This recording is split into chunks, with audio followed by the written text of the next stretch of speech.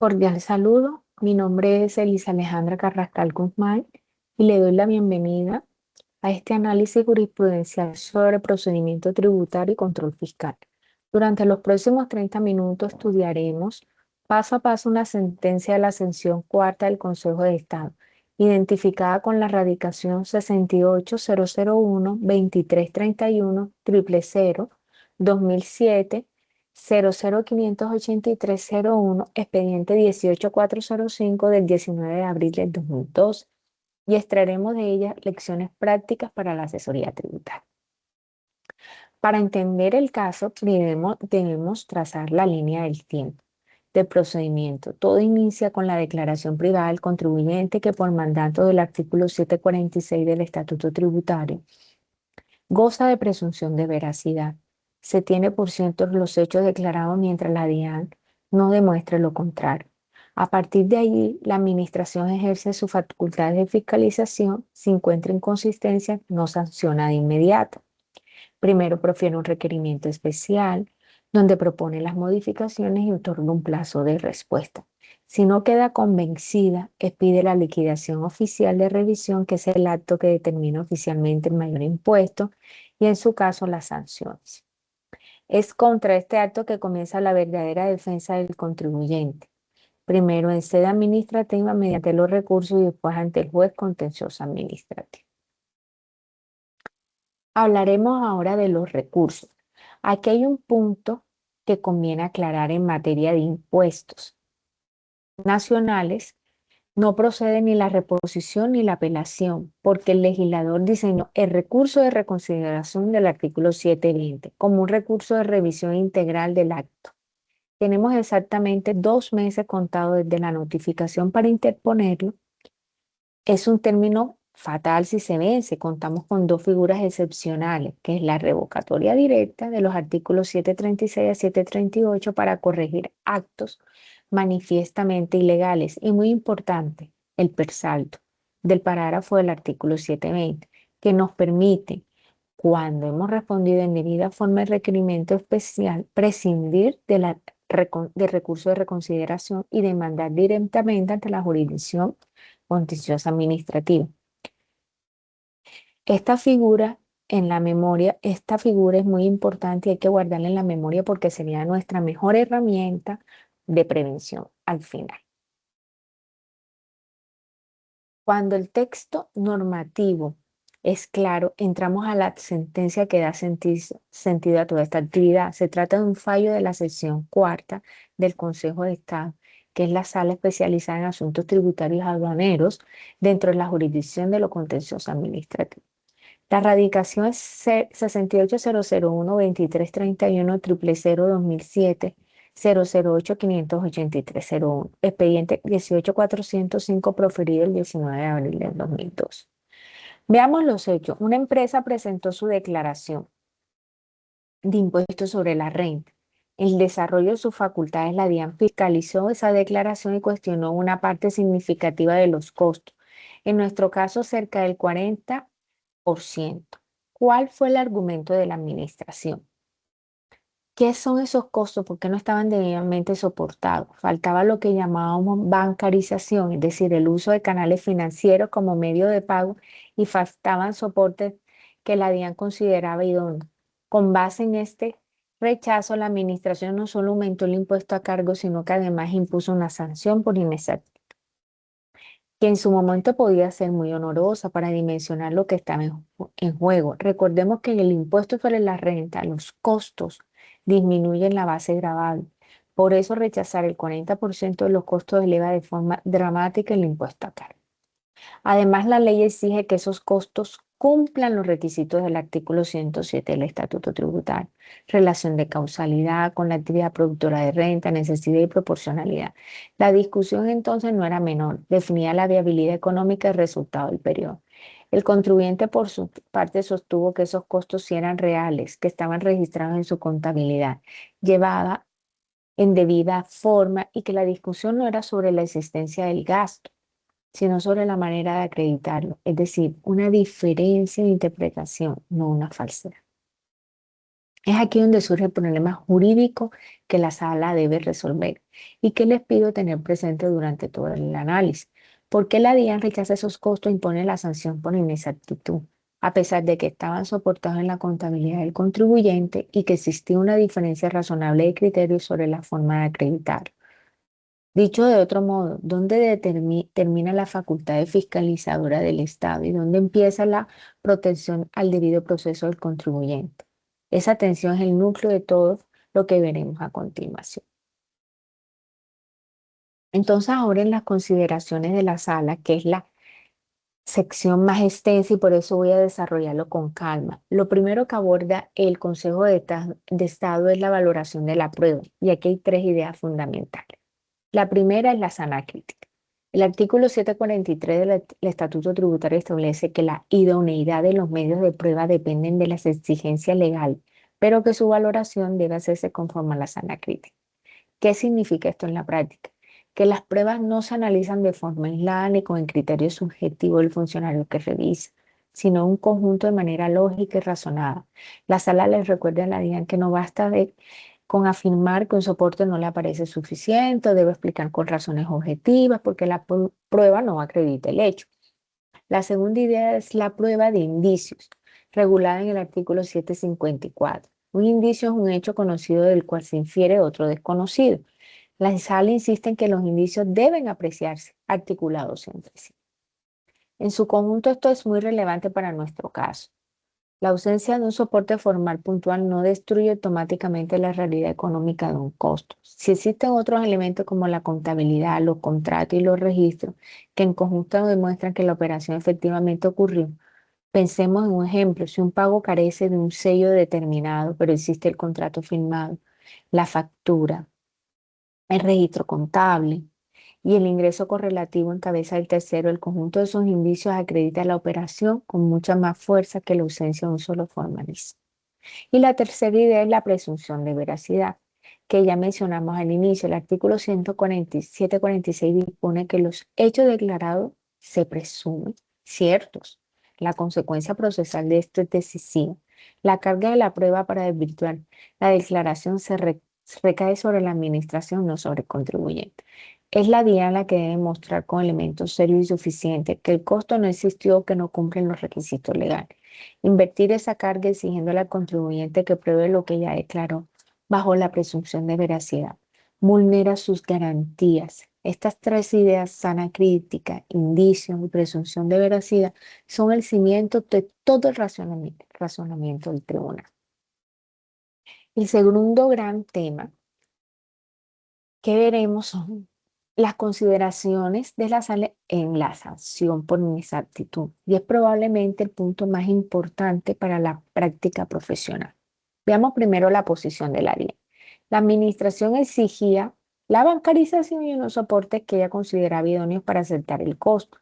Al no encontrarlos en forma esperada, concluyó que la declaración contenía una inexactitud y aplicó la sanción del artículo 647 del Estatuto Tributario.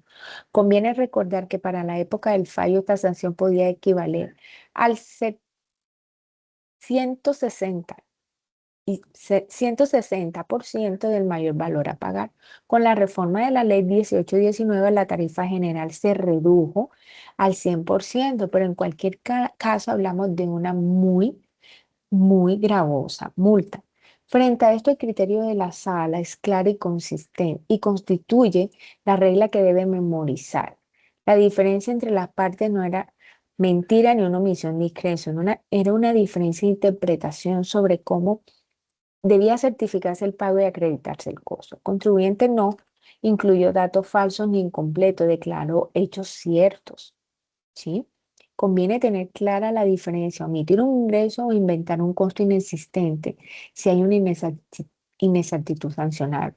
Pero discutir si un soporte determinado es o no idóneo es simplemente ejercer el artículo C47, el derecho a interpretar en la norma. Y por eso la ley es contundente y hago referencia al artículo C47 en su redacción aplicable, hoy reorganizada por la ley 1819 del 2016, y dispone que no se configure inexactitud sancionable cuando el Menor valor a pagar se deriva de diferencias de criterios sobre el derecho aplicado, siempre que los hechos y las cifras declarados sean completos y verdaderos.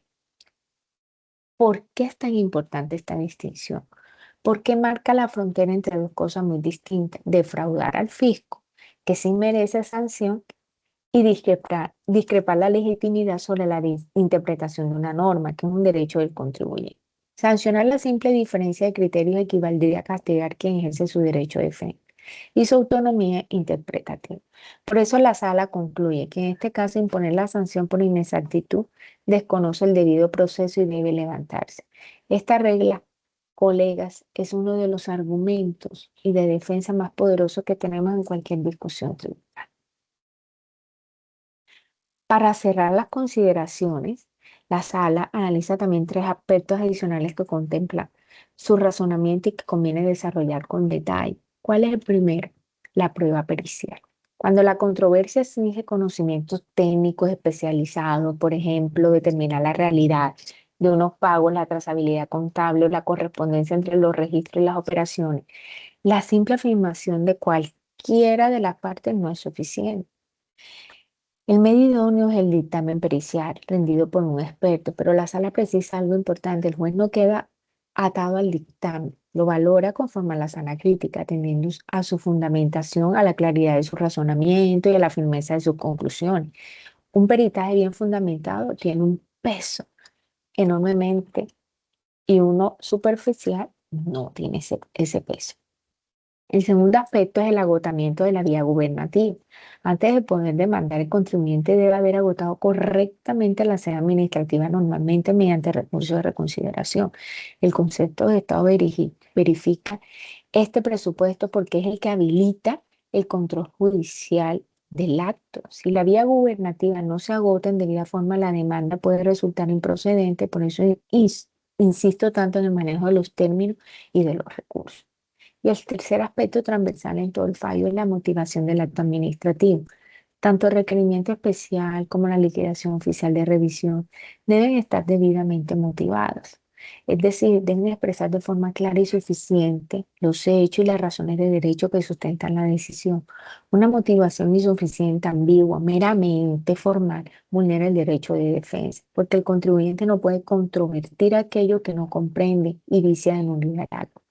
La motivación no es un requisito decorativo, no, es una garantía esencial al debido proceso. En el lenguaje del derecho administrativo, este vicio se conoce como falso indebida motivación y es una de las causales de nulidad recogidas en el artículo 137 del CEPAC. Cuando un acto se anula por la motivación, por eso de la motivación es en realidad la primera línea de defensa del contribuyente. Y el primer punto que debemos revisar es recibir cualquier acto de la DIAN. Con estos tres elementos: prueba pericial, agotamiento de la vía gubernativa y la motivación del acto, la sala contempla el análisis que la conduce finalmente a la decisión. Tras estas profundas consideraciones, llegamos al fallo, que es el momento en que el tribunal materializa todo el razonamiento anterior. Antes de explicar qué decidió, conviene recordar en qué tipo de proceso está. ¿Qué decide la sala? ¿En qué proceso estamos? El contribuyente acude ante la jurisdicción de los contenciosos administrativos a través del medio de control de nulidad y restablecimiento del derecho, consagrado en el artículo 138 del CEPAC, Ley 1437 del 2011. Este medio de control tiene una doble finalidad y por eso es tan poderoso. Por un lado, busca la nulidad del acto administrativo ilegal, en este caso la liquidación oficial, y por otro, que no se queda allí, pretende restablecer el derecho del afecto, es decir, volver las cosas al estado en que estaría si el acto ilegal nunca se hubiera proferido, incluso reparar el daño pasado. No solo anular, es reparar. Veamos ahora, punto por punto, qué decidió el Consejo de Estado. Primero, revoca la sentencia de primera instancia. Esto significa que el tribunal administrativo que conoció inicialmente el caso le había dado en todo, en parte, la razón a la DIA. Y el Consejo de Estado, como juez de segunda instancia, no comparte este criterio y deja sin efecto esta decisión. Segundo, declara la nulidad parcial de los actos. demandado concretamente la liquidación oficial y la resolución que resolvió el recurso de reconciliación. Fíjese en la palabra parcial, el tribunal no borra el acto de manera absoluta, sino que anula aquello que resultó contrario a derecho. Esto es el rechazo injustificado de los costos y la sanción del proceso. Y tercero, como restablecimiento del derecho, el Consejo de Estado ordena aceptar los costos que la empresa había soportado con su contabilidad y levanta en su totalidad la sanción por inexactitud. Es decir, reconoce la realidad económica de la operación y elimina la multa. ¿Qué significó todo esto en términos concretos para el contribuyente? Significó que al final del litigio solo tuvo que pagar una fracción mínima del impuesto que la DIAN determinó. Pretendía recalcular y quedó liberado de las multas que en su versión original eran prácticamente confiscatorias. Pasamos de una determinación oficial eh, gravosísima a una obligación razonable y ajustada a la realidad.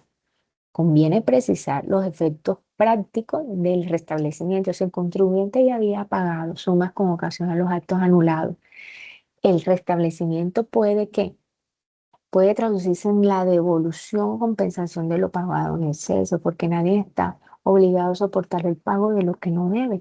Y al quedar en firme la sentencia, la situación jurídica del contribuyente se consolida.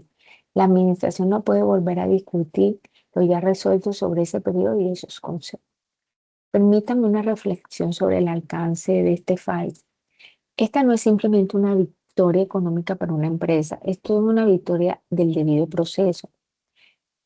El tribunal envía un mensaje muy importante, muy claro a la administración. La facultad de fiscalizar es legítima y necesaria, pero tiene límite. No puede ejercerse desconociendo la presunción de veracidad, ni invirtiendo la carga de la prueba, ni convirtiendo una diferencia de criterio en una conducta sancionable. La potestad tributaria del Estado debe convivir siempre con las garantías constitucionales del contribuyente. La potestad tributaria del Estado debe también generar para nosotros como futuros asesores y gestores de procesos tributarios una enseñanza metodológica, una defensa técnica bien soportada en la contabilidad y bien fundamentada en derecho, que puede revertir incluso determinaciones oficiales de gran magnitud.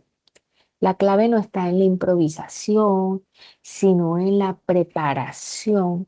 La clave está en construir desde antes del conflicto un acervo probatorio sólido y una argumentación jurídica impecable. De eso precisamente hablaremos en la siguiente diapositiva. Llegamos a una de las secciones más valiosas desde el punto de vista práctico. ¿Por qué? Porque aquí, ¿qué riesgo podemos prevenir en una organización a partir de las lecciones de esta sentencia? Porque como asesores nuestro verdadero valor no está solo en ganar litigios, sino en evitar que la empresa llegue a ello? Esta sentencia nos deja una metodología de control tributario claro que organizó en tres grandes riesgos. El primer riesgo es el rechazo de costos y deducción. Recordemos que todo conflicto del caso nació porque la DIAN cuestionó unos costos por falta de soporte y bancarización. La lección es contundente. No podemos tener costos presuntos, es decir, gastos que existen en la operación porque carecen de soporte legal adecuado. ¿Cómo se previene este riesgo hoy? Con una implementación impecable de la facturación y la nómina electrónica, que dejan trazabilidad de cada operación con el cumplimiento estricto del artículo 771-5 del Estatuto Tributario, que exige el uso de canales financieros, la bancarización, para que ciertos pagos sean reconocidos fiscalmente y para que ciertos pagos sean y se conviertan en un archivo ordenado de contratos, soportes y registros contables. En otras palabras, que la realidad económica de la empresa siempre esté respaldada por una realidad documental igualmente sólida. El segundo riesgo es la pérdida de la vía gobernativa. Este es quizás el riesgo más doloroso porque es totalmente evitable y sin embargo ocurre con frecuencia. Hablamos de dejar vencer los términos fatales, fatales. Vimos que tenemos exactamente 2 meses para interponer el recurso de reconsideración desde la notificación de la liquidación oficial. Un control tributario eficiente implica manejar un sistema de alertas temprano, un calendario tributario que registre cada notificación, cada término y cada vencimiento, con responsables claramente asignados. Perder ese plazo de 2 meses puede significar quedarse sin defensa frente a una determinación de muchos millones. La diligencia profesional, que es uno de los resultados de aprendizaje de este curso, se materializa precisamente aquí y no dejar vencer jamás un tema.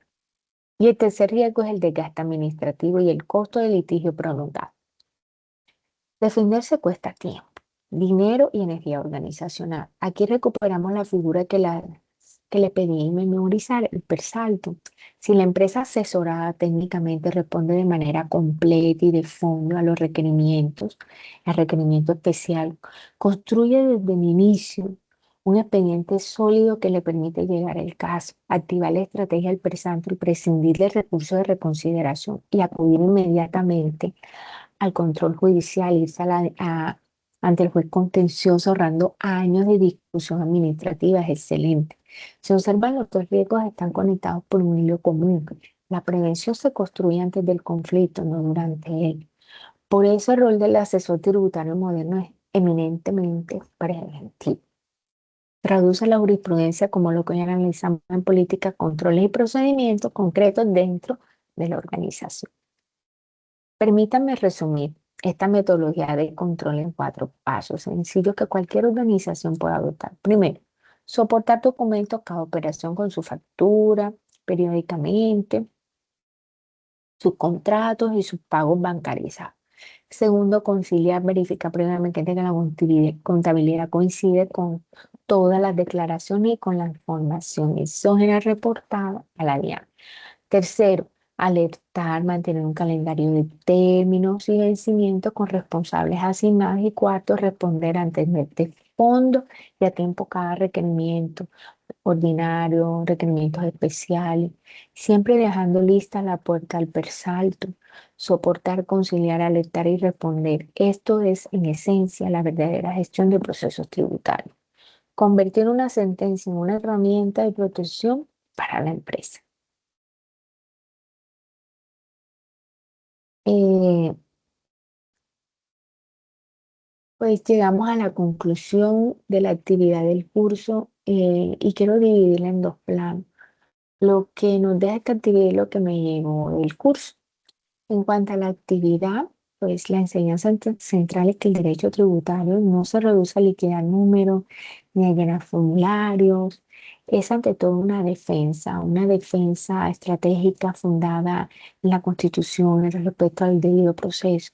Lo que vimos en esta sentencia está detrás de cada cifra, principios jurídicos en juego, la presunción de veracidad, la carga de la prueba, la sana crítica, la motivación de los actos. El contribuyente no está inerme frente al Estado, cuenta con garantías y nuestro trabajo como profesionales, asesores, es conocerle y hacerlas valer. La sana crítica y la presunción de veracidad son precisamente las herramientas que equilibran la relación entre el contribuyente y la amplia facultad de fiscalización de la administración. En cuanto al curso de gestión de procesos tributarios, me dio una visión crítica especializada que no tenía al comenzar. Comprendí en primer lugar cómo funciona la jerarquía normativa y su aplicación práctica desde la Constitución, la ley, pasando por el estatuto tributario, hasta los conceptos y actos de la administración. En segundo lugar, entendí el valor de la firmeza de las declaraciones como pilar de la seguridad jurídica. Saber cuando una declaración queda en firme y ya no puede ser revisada nos da certeza y tranquilidad. En tercer lugar, aprendí a defender la presunción de veracidad apoyándonos en la sana crítica frente a las facultades fiscalizadoras del Estado. Y por encima de todo, desarrollé una mentalidad preventiva, la convicción de que el mejor litigio es el que no ocurre, porque la organización fue diligente, ordenada y bien asesorada. Esto conecta directamente con los resultados de aprendizaje de la tarea. Construir metodología es la gestión tributaria.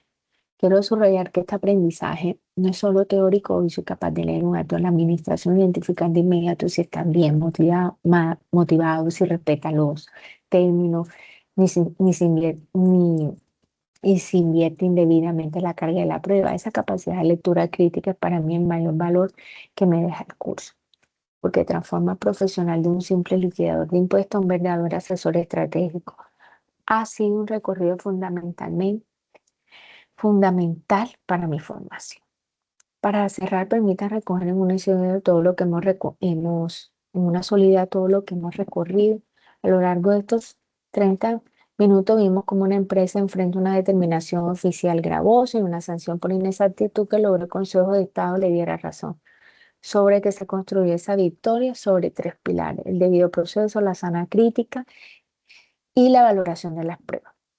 La presunción de veracidad de la declaración. Estos tres pilares son en definitiva la columna vertebral de la defensa tributaria y deben guiar tanto nuestra labor de asesoría como nuestra labor de prevención dentro de las organizaciones. Espero que este análisis les haya permitido ver el derecho tributario como yo lo aprendí, verlo en este curso no como una simple operación aritmética, sino como un ejercicio de equilibrio entre la potestad del Estado y las garantías del ciudadano. Le agradezco mucho su atención y su tiempo. Mi nombre es Elisa Alejandra Carrascal Guzmán y este ha sido mi análisis jurisprudencial y de control tributario. Muchas gracias.